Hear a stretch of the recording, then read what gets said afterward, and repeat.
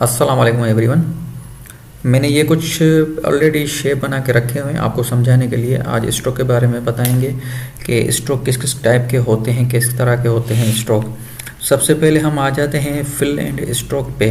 इस पे आप देख रहे होंगे कि ये इस पे मैंने स्ट्रोक भी दे रखा है और इस पे मैंने फिल कलर भी दे रखा है। उसके बाद आ जाते हैं फिल ओनली पे। इस पे कोई भी स्ट्रोक नहीं होता है, ये विदाउट स्ट्रोक होता है। इस पे सिर्फ हम कलर अप्लाई करते हैं। उसके बाद आ जाएंगे हम stroke only pay. Stroke only pay आप देखेंगे कि इसमें कोई भी कलर फिल नहीं होता है, सिर्फ स्ट्रोक इस्तेमाल होता है। सिर्फ इस पे हमने स्ट्रोक दिया हुआ है सिंपली। उसके बाद अगर हम आएंगे अलाइन स्ट्रोक टू सेंटर पे। इसको अगर मैं आपको जूम करके दिखा दूं,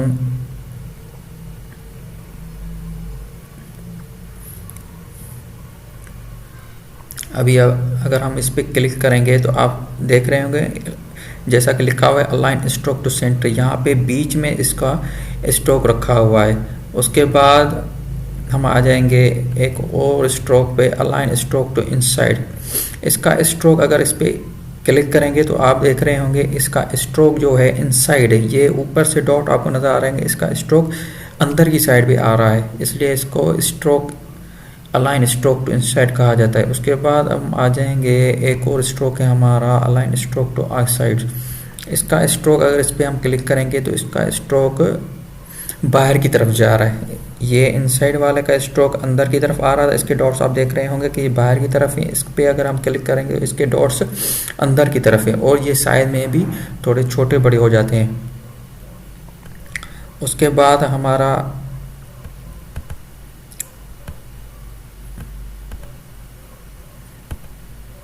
एक और मीटर जॉइंट स्ट्रोक आ जाता है। ये बिल्कुल एजेस पे बनता है। आप देख रहे होंगे कि ये इसकी जो एजेस हैं बिल्कुल शार्प एजेस हैं। उसके अलावा जो उसके साइड में एक स्ट्रोक बना हुआ है ये आप देख रहे हैं। अगर इन दोनों को आप कंपेयर करेंगे तो ये इसकी जो आप एजेस देख रहे होंगे इसकी कोई एजेस नहीं है, ये बिल्कुल ही राउंड बनी हुई है। इसलिए हम इसको राउंड जॉइंट बोलते हैं और इसको मीटर जॉइंट बोलते हैं। उसके बाद एक और स्ट्रोक की एग्जांपल है हमारे पास बेवल जॉइंट। इसकी आप देख रहे हैं तो यहाँ पे थोड़ा सा आपको कट नज़र आ रहा होगा इस स्ट्रोक में। अगर मैं इस पर क्लिक करके आपको दिखा दूं, ये आपको सिंपली आपको यहाँ पे एक कट नज़र आ रहा होगा। ये सारे स्ट्रोक मैंने बनाए कैसे हैं और ये कहाँ पे आ जाते हैं स्ट्रोक, अगर ये मैं सारे अभी आपको बता रहा हूँ। इसके बाद हम थोड़ा सा नीचे आ जाएंगे तो आप देख रहे होंगे यहाँ पे कुछ और भी स्ट्रोक स्टाइल से। डॉट स्ट्रोक हो गया, ये हम इस तरह के स्ट्रोक भी बना देते हैं। और उसके अलावा डैश स्ट्रोक हो गया, हम इस तरह के स्ट्रोक भी काफ़ी मर्तबा ऐसे स्ट्रोक भी हमारे पास यूज़ होते हैं। और ये स्ट्रोक्स ओपन पाथ स्ट्रोक हम इसको कहेंगे। उसके अलावा ये एक और स्टाइल है हमारे पास। अगर हम किसी भी चलो हम इसको करके देखते हैं।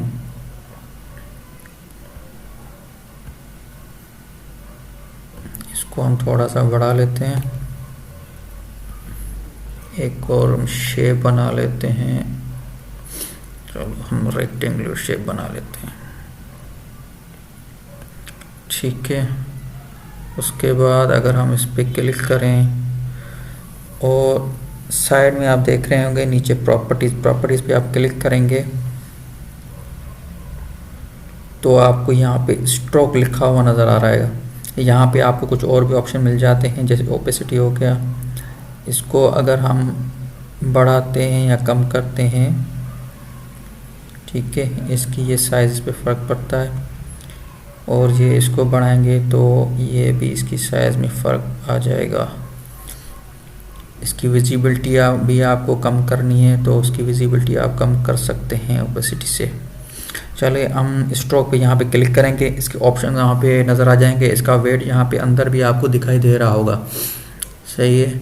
अगर मैंने इसको बीवल जॉइन स्ट्रोक बनाना है तो सिंपली मैंने यहाँ बीवल जॉइन पे आके इसको क्लिक करना है, तो आप देखेंगे कि ये इसके एजेस जो हैं बिल्कुल कट हो जाएंगे और ये बीवल जॉइन स्ट्रोक बन जाएगा। और सिंपली अगर मैंने किसी भी स्ट्रोक को राउंड जॉइन बनाना है तो मैंने यहाँ पे क्लिक करना है और वो राउंड जॉइन बन जाएगा इस टाइप का।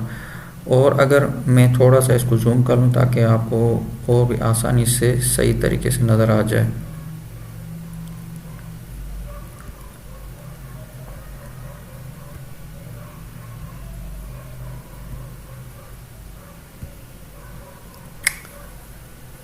सही है। और अगर अब मैं इसको बिल्कुल मीटर जॉइंट पे अगर क्लिक करूँगा तो बिल्कुल इसकी एजेस आपको साफ साफ नज़र आ रही होंगी। उसके अलावा अगर हम इसका स्ट्रोक आउटसाइड रखना चाह रहे हैं तो आप देखेंगे मैंने जैसे ही इसको क्लिक किया तो इसके स्ट्रोक आउटसाइड चले गए। अगर मैं इसको फिर से इनसाइड पे लेके आ रहा हूँ तो यहाँ पे मैंने क्लिक करूँगा तो ये इनसाइड पे क्लिक आ गया। और अगर मैं इसको मिडिल पे रखना चाह रहा हूँ तो इसको मिडिल पे मैंने जैसे ही क्लिक किया तो ये मिडिल पे इसका स्ट्रोक आ गया। और अगर मैं चाह रहा हूँ इसके मैं स्ट्रोक डैशेस वाले लेकर आऊँ तो सिंपली आपने यहाँ पे डैश लाइन पे क्लिक करना है और आप देखेंगे कि इसके डैशेस ज़ाहिर होने शुरू हो जाएंगे। मगर अगर आपको डॉट डॉट स्ट्रोक लगाने हैं तो आपने यहाँ वेट पे आ जाना है। सिंपली यहाँ पे आपने कोई भी एक वैल्यू देनी है और नीचे आपने डैश लाइन में भी वही वैल्यू जो आपने ऊपर दी हुई है वही सेम वैल्यू आपने यहाँ नीचे भी देनी है। तो आप देखेंगे कि सिंपली वही स्ट्रोक वही वैल्यू आपकी बाहर भी आ जाएगी अंदर भी आ जाएगी। देख रहे हैं। एक दफ़ा हम फिर से एक सेकंड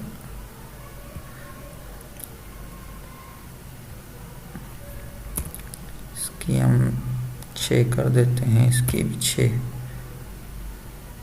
थोड़ी सी ओपेसिटी हम कम कर लेते हैं ताकि आपको क्लियरली ज़ाहिर हो सके। सॉरी, इसका वेट थोड़ा सा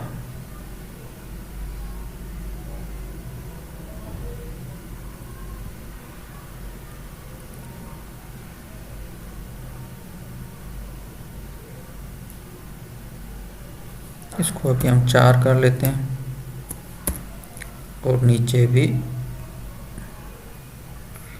4 करेंगे।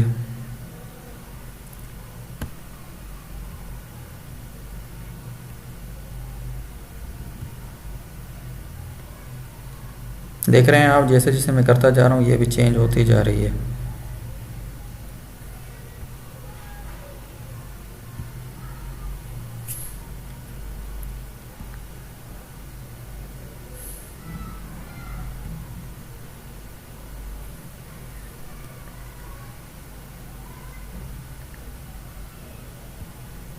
इसको इस पे लेके आएंगे तो आपको ये क्लियरली नज़र आएगा कि ये आपके डॉट डॉट बन गए हैं। उसके बाद हम आ जाएंगे डैश लाइन पे। डैश लाइन के लिए आपने ऊपर कोई भी वैल्यू देनी है। हमने ऊपर 12 लिख लिए, नीचे हम इसकी ओर बढ़ा लेते हैं। साइड में आपको वैल्यू नज़र आ रही होगी, यहाँ इसको थोड़ा सा कम कर लेते हैं हम। इसको चलो 6 कर देते हैं और इसको हमने कर दिया 4 कर लेते हैं। इसको हमने 3 कर लिया, इसको 6 कर लिया। जैसे जैसे आप इसकी वैल्यूज बढ़ाते जाएंगे बाहर भी उसी टाइप की डैशेस वो करता जाएगा। आप देख रहे होंगे बाहर भी चेंजेस होती जा रही है। इसको हमने 8 कर लिया, इसको हमने 10 पे कर दिया।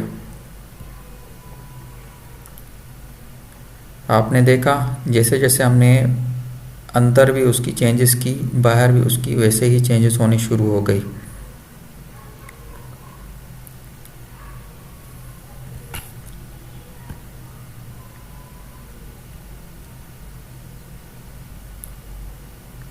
यहाँ से भी आप इसकी वेट को कम ज़्यादा कर सकते हैं।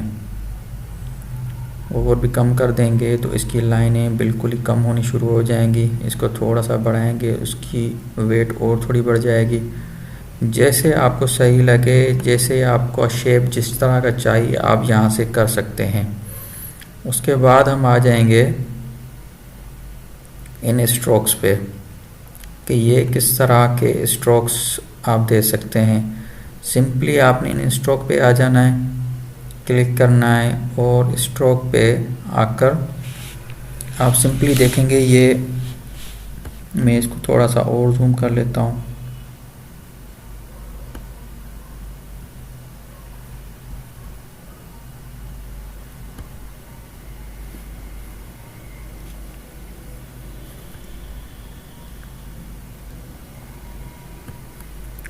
और आप देखेंगे ये जो है बट कैप है, ठीक है। और ये इसकी सिमिलर जो है, ये नीचे वाला जो है ये इसकी सिमिलर ही है, मगर थोड़ा सा हल्का सा फ़र्क है इसमें। ये प्रोजेक्टिंग कैप है, ये भी तकरीबन इसी की तरह सिमिलर है। बीच वाला देखेंगे ये तो ये राउंड कैप है।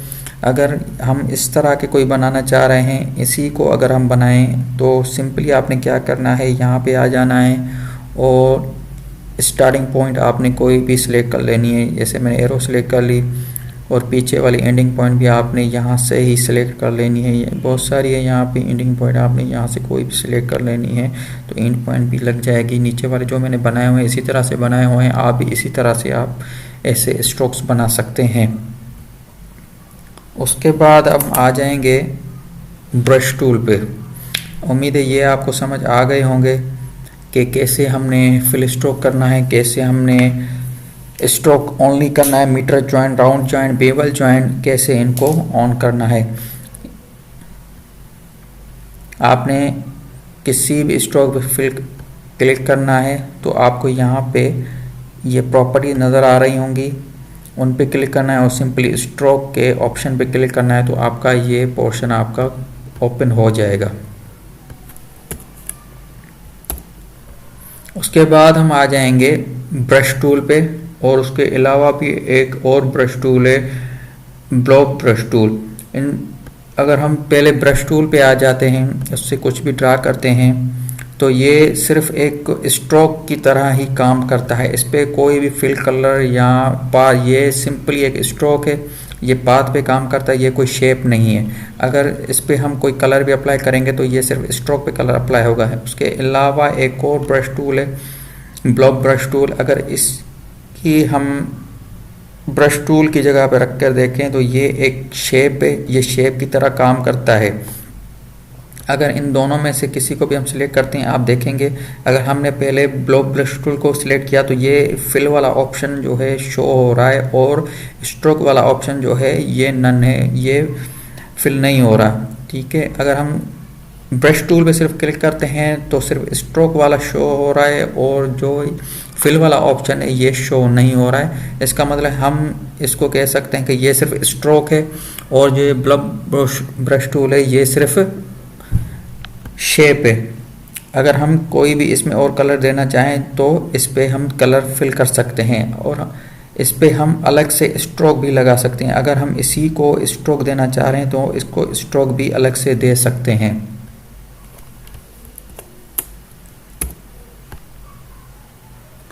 उसके अलावा हम आ जाएंगे अपने पेंसिल टूल पे। इसके पेंसिल टूल के अलावा भी यहाँ पे बहुत सारे और टूल है, शेपर टूल है, पेंसिल टूल है, स्मूथ टूल है, पाथ इरेजर टूल है, जॉइंट टूल है। पेंसिल टूल पे आ जाएंगे, ये सिंपली एक टूल है पेंसिल की तरह, जैसे पेंसिल वर्किंग करती है ये सिंपली ऐसे ड्राइंग करने के लिए हम टूल इस्तेमाल करते हैं। ये यहाँ पे शो नहीं हो रहा है, हम इसको सिंपली सिलेक्ट करेंगे और यहाँ पे इसको नन कर देंगे तो ये आपको दिखाई देना शुरू हो जाएगी, ठीक है। और उसके अलावा एक और टूल है स्मूथ टूल है। हम पेंसिल से कुछ भी ड्रा करते हैं, एजेस ड्रा करते हैं। अगर आप चाह रहे हैं कि ये एजेस जो हैं बहुत ही, मैं इसको थोड़ा सा स्मूथ करना चाह रहा हूँ तो आप इसको स्मूथ टूल से स्मूथ कर सकते हैं। हमने स्मूथ टूल सिलेक्ट कर लिया और मैं इसको स्मूथली, अगर इसको यहाँ पे रख के इस तरह से करता जाऊंगा तो ये इसकी एजेस को स्मूथ करता जाएगा। आप देख रहे हैं इसकी एजेस ख़त्म होती जा रही हैं और ये स्मूथ होता जा रहा है। इसी तरह से आप एजेस को स्मूथ टूल से उसको रफ एजेस को स्मूथ बना सकते हैं। उसके बाद जो टूल आता है path eraser tool. Path eraser tool में कोई भी पहले यहाँ पे बना देता हूँ पेंसिल टूल से। ये मैंने एक लाइन बना दी। अब मैं चाह रहा हूँ कि इसका कुछ पार्ट जो है मुझे नहीं चाहिए, तो मैं सिंपली क्या करूँगा, पाथ इरेजर टूल को सिलेक्ट करूँगा और इसके ऊपर पाथ इरेजर टूल को अप्लाई कर दूँगा। तो सिंपली जितना मैंने एरिया पाथ इरेजर टूल से अप्लाई किया वो एरिया वहाँ से वैनिश हो जाएगा, ख़त्म हो जाएगा।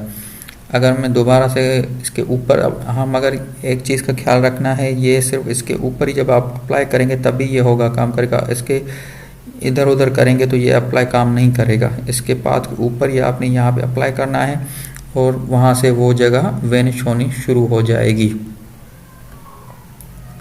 सही है। अभी एक और टूल है जॉइंट टूल। इसको अप्लाई करने के लिए पहले मैं यहाँ पे एक कर्व बना लेता हूँ। सिंपली मैंने यहाँ पे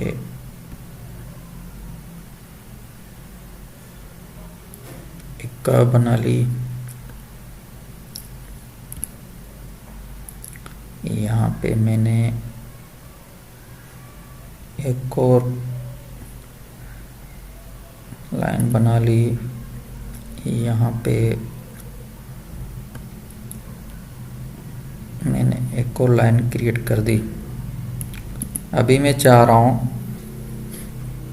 कि ये मुझे एक शेप मिल जाए, तो सिंपली मैं क्या करूँगा,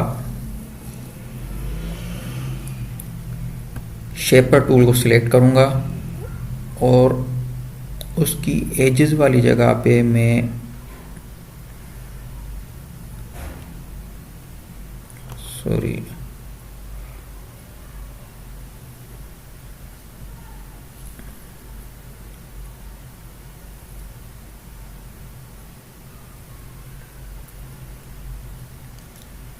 उसकी एजेस वाली जगह पे मैंने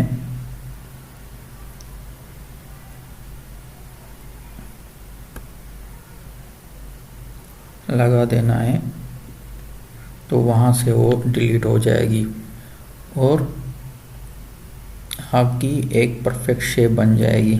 मैंने गलती से वो टूल उठा लिया था तो इसलिए वो हो गया।